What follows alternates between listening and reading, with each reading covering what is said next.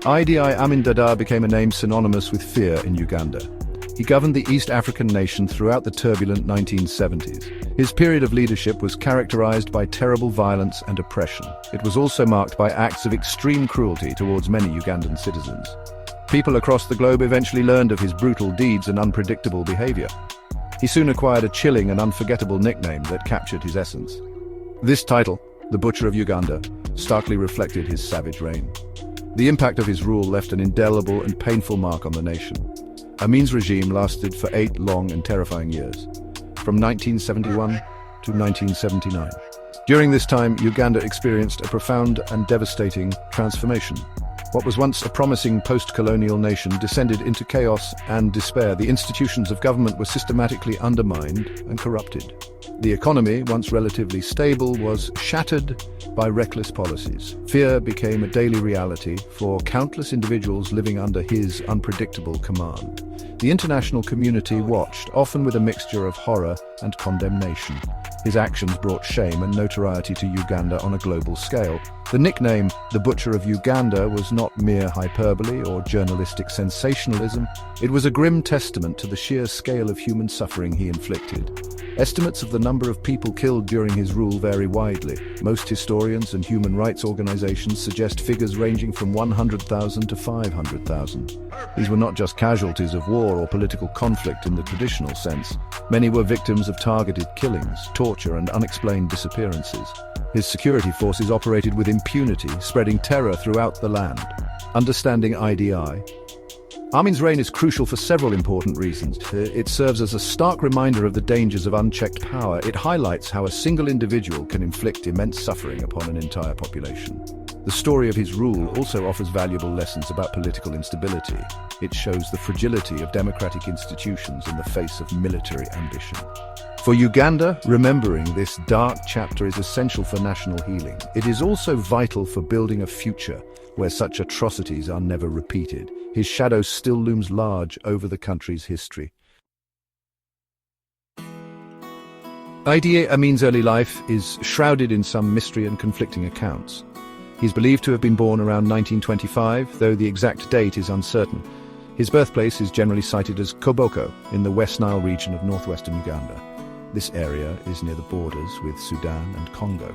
He was a member of the Kakwa ethnic group, a small community in that region. His father was reportedly a Kakwa farmer and his mother a Lubara woman. It is said that his parents separated when he was very young and he was largely raised by his mother. His formal education was extremely limited, perhaps only a few years, at a local primary school. This lack of extensive schooling would become apparent later in his public pronouncements. He was, however, physically imposing from a young age. He grew to be a tall and powerfully built man, excelling in activities that required strength. This physical prowess would serve him well in his future military career. In his youth, he reportedly converted from Catholicism to Islam. This religious affiliation would later play a role in his political alignments and rhetoric. He spent much of his early life in a rural setting, far from the centers of colonial power. In 1946, at around the age of 21, Idi Amin joined the King's African Rifles. This was the British colonial army in East Africa. Joining the military offered opportunities for young African men. It provided employment, status, and a chance to escape rural poverty. Amin initially served as an assistant cook, a very lowly position. However, his imposing physique and willingness to follow orders soon caught the attention of his superiors. He was seen as strong, loyal, and capable of performing demanding tasks. These qualities helped him to begin a slow but steady climb through the ranks. His background provided few clues about the brutal dictator he would later become. He came from a marginalized ethnic group in a peripheral region of Uganda. His lack of education contrasted sharply with many other post-colonial African leaders. These leaders often emerged from intellectual or political elites. Amin's path to power was forged not in schools or debating societies. It was forged in the barracks and on the parade grounds of the colonial military. This experience shaped his worldview and his methods of operation. It instilled in him a belief in force and obedience above all else. Idi Amin's military career in the King's African Rifles was marked by both progress and controversy. He was a formidable presence, standing over 6 feet tall and possessing immense physical strength. He excelled in sports, particularly boxing, becoming the Ugandan light heavyweight boxing champion from 1951 to 1960. This athletic success contributed to his reputation within the army. British officers often favoured soldiers who displayed such physical capabilities. Amin was also known for his enthusiastic, sometimes overly aggressive approach to military duties. He was seen as someone who could get things done, often through direct and forceful means. He was promoted through the non-commissioned ranks relatively quickly for an African soldier at that time. He became a corporal in 1949 and a sergeant in 1951. His service included participation in British military operations. He fought against the Shifta rebels in Somalia. He also served during the Mau Mau uprising in Kenya in the 1950s. It was during these campaigns that his reputation for brutality first began to emerge. There were reports of his harsh treatment of prisoners and civilians. However, in the context of colonial counterinsurgency, such behaviour was often overlooked or even tacitly encouraged by some British officers. Despite these whispers of excessive force, Amin continued to be promoted. He was made an Effendi in 1959, the highest rank an African could achieve in the KR at that time. This was a significant step, placing him in a position of greater authority. As Uganda moved towards independence in the early 1960s, there was a push to Africanize the officer corps. Amin was one of the first two Ugandans to become commissioned lieutenants in 1961. This rapid advancement placed him in a prominent position within the newly forming Ugandan army. His loyalty to his superiors, particularly British officers, was still considered a key asset. However, even as he rose, incidents continued to raise concerns. In 1962, shortly before Uganda's independence, he was involved in an incident in Turkana, Kenya. He was leading a platoon to deal with cattle rustlers. His unit was accused of committing atrocities against the local population, including torture and killings. An official inquiry was launched by the British colonial authorities. There was serious consideration given to court-martialing him. However, with independence imminent, political considerations likely played a role in the decision to drop the charges. This near miss perhaps emboldened Amin, teaching him that he could act with a degree of impunity. After Uganda gained independence on 9 October 1962, Idi Amin's military career continued its upward trajectory. Milton Obote became the country's first prime minister, later president. Amin cultivated a close relationship with Obote. He was seen as a loyal and effective military officer. This loyalty was crucial for Obote, who faced various political challenges in the early years of independence. Amin was promoted to captain in 1962 and then to major in 1963. He was increasingly entrusted with important responsibilities within the Ugandan armed forces. His perceived lack of political ambition perhaps made him seem less of a threat to Obote. In 1964, Amin was promoted to deputy commander of the army. This was a significant position of influence. His rise was remarkably swift for someone with his limited educational background. However, his practical military experience and his apparent loyalty to Obote were highly valued. During this period, Amin was also allegedly involved in smuggling gold, ivory and coffee from the neighboring Democratic Republic of Congo. These activities were reportedly conducted with the knowledge and perhaps even complicity of some elements within Obote's government. Such dealings provided Amin with personal wealth and a network of contacts. The relationship between Obote and Amin began to show signs of strain by the mid-1960s. In 1966, Obote faced a political crisis. He suspended the constitution and declared himself executive president.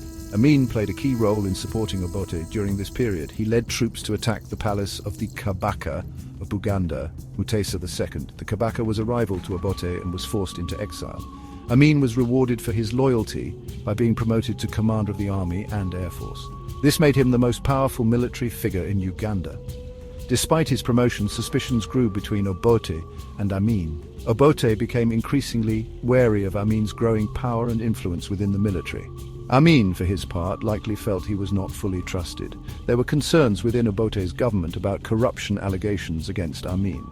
There were also fears about Amin's popularity amongst certain sections of the army, particularly soldiers from his West Nile region. By the late 1960s, Obote began to take steps to sideline Amin. He placed Amin under house arrest for a period and initiated investigations into his financial dealings. This created a climate of mistrust and set the stage for a dramatic confrontation. The simmering tensions between President Milton Obote and Army Commander Idi Amin reached a boiling point in early 1971. Obote had become increasingly concerned about Amin's loyalty and power. He was planning to arrest Amin on charges of misappropriating military funds. On the 25th of January 1971, while Obote was attending a Commonwealth summit in Singapore, Amin launched his coup d'etat. Soldiers loyal to Amin moved swiftly to seize key government buildings, radio stations, and the international airport in Entebbe. There was some fighting, particularly around Obote's residence, but Amin's forces quickly gained control of Kampala, the capital city. Amin's initial pronouncements after seizing power were met with some popular support. Many Ugandans had grown tired of Obote's increasingly authoritarian rule and perceived corruption. The Baganda people in particular welcomed the downfall of Obote, who had abolished their kingdom. Amin promised to restore democracy and release political prisoners. He presented himself as a simple soldier, not a politician, who had stepped in to save the country from chaos. He initially enjoyed a period of goodwill, both domestically and internationally. Some Western powers, wary of Obote's socialist leanings, were initially cautiously optimistic about the new regime. However, the early signs of Amin's brutal nature soon began to emerge. Immediately after the coup, there were systematic killings of soldiers loyal to Obote.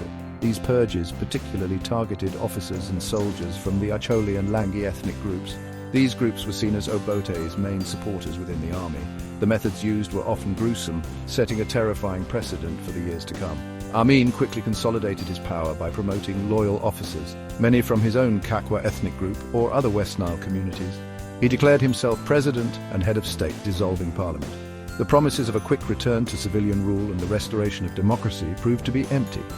Amin established a military dictatorship with himself at the absolute center of power. He ruled by decree, often making bizarre and unpredictable public statements. His regime began to create new security agencies such as the State Research Bureau and the Public Safety Unit.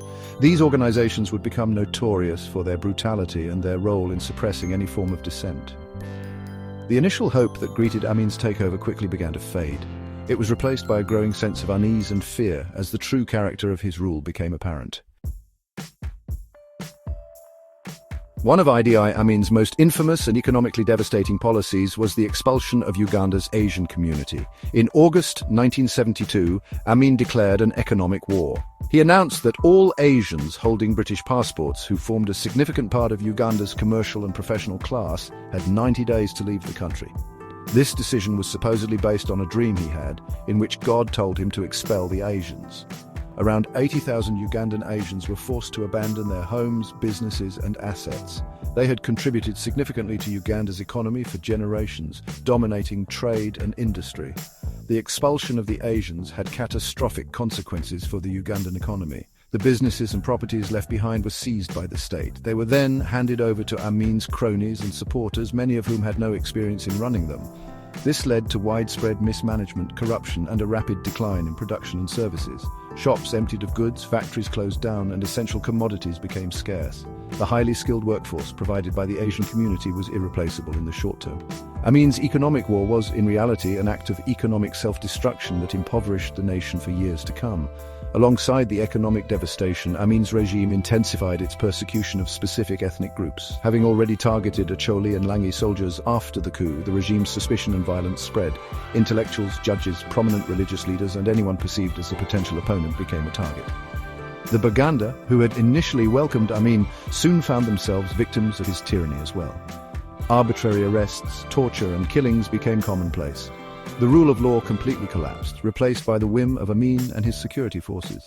Fear permeated every level of Ugandan society. Amin's regime also engaged in erratic and often aggressive foreign policy. He broke diplomatic relations with Britain and Israel, former allies. He aligned himself with figures like Libya's Muammar Gaddafi and the Palestine Liberation Organization. His pronouncements on international affairs were often outlandish and inflammatory. He declared himself conqueror of the British Empire and King of Scotland. While some of these statements were dismissed as buffoonery, they contributed to Uganda's increasing isolation on the world stage. The country, once respected, became a pariah state under his unpredictable leadership, further damaging its prospects. Idi Amin maintained his grip on power through a pervasive and brutal system of terror. His primary instruments of control were the state security agencies. The State Research Bureau, headquartered in Nakasero, Kampala, became particularly notorious. It was ostensibly an intelligence-gathering organization. In reality, it was a torture and killing machine. Thousands of Ugandans were abducted, interrogated, tortured and murdered by SRB agents. Their methods were sadistic, designed to inflict maximum pain and terror. The Public Safety Unit and military intelligence also played significant roles in these atrocities. The regime fostered a climate of intense fear and suspicion. Neighbors were encouraged to inform on each other. Public executions were carried out to intimidate the population. The bodies of victims were often dumped in public places or in rivers like the Nile. This was done to serve as a gruesome warning to others. Disappearances became a common occurrence. Prominent individuals, including government ministers, judges, academics, and religious leaders, could vanish without a trace. Chief Justice Benedicto Kiwanuka and Archbishop Janani Luwum were among the high-profile figures murdered by the regime. No one felt safe from Amin's arbitrary wrath. Amin cultivated a bizarre and erratic public persona. He presented himself as a man of the people, often appearing in public in various uniforms. He gave rambling and incoherent speeches filled with boasts and threats. This unpredictability, however, was part of his method of control. It kept both his own officials and the general populace off balance. No one knew what he might do next. He frequently reshuffled his cabinet and military command. This prevented anyone from building a power base that could challenge him. Loyalty was demanded, but it was never a guarantee of safety. The human cost of Amin's dictatorship was immense. As mentioned, estimates suggest that between 100,000 and 500,000 people were killed during his 8 years in power. Beyond the killings, countless others suffered torture, imprisonment, and the loss of loved ones. The social fabric of Uganda was torn apart. Trust between communities was eroded.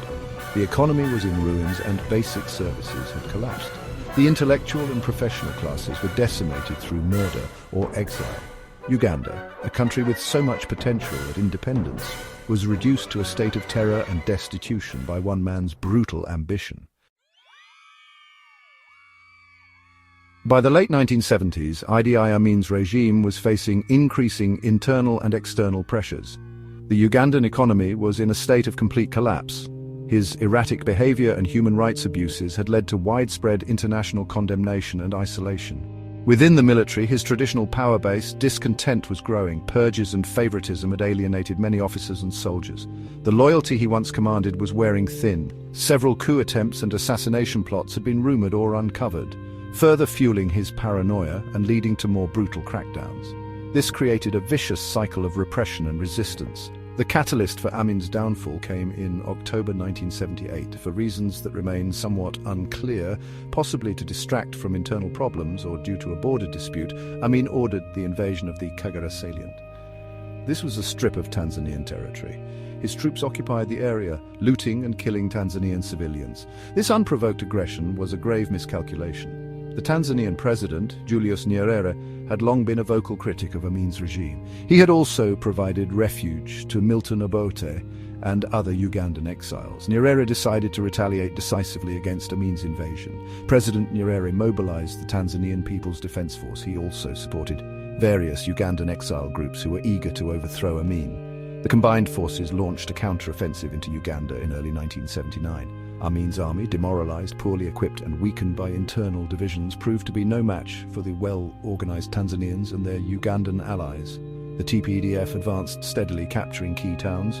Many of Amin's soldiers deserted or defected. His calls for support from allies like Muammar Gaddafi of Libya resulted in some Libyan troops being sent, but they too were overwhelmed. As the Tanzanian-led forces closed in on Kampala, Idi Amin's regime crumbled. On 11th April 1979, Kampala fell. Amin himself had already fled the capital. He initially escaped to Libya, which had been one of his few international supporters. After a period in Libya, he eventually found permanent asylum in Saudi Arabia. He lived there in comfortable exile, reportedly funded by the Saudi royal family until his death in 2003. He was never brought to justice for the horrific crimes committed under his rule. His escape from accountability remains a source of pain and frustration for many Ugandans. But Idi Amin's 8-year reign of terror left an indelible and devastating scar on Uganda. The most immediate and tragic legacy was the massive loss of human life. Hundreds of thousands of Ugandans were killed, tortured, or disappeared. Families were torn apart, and communities were traumatized.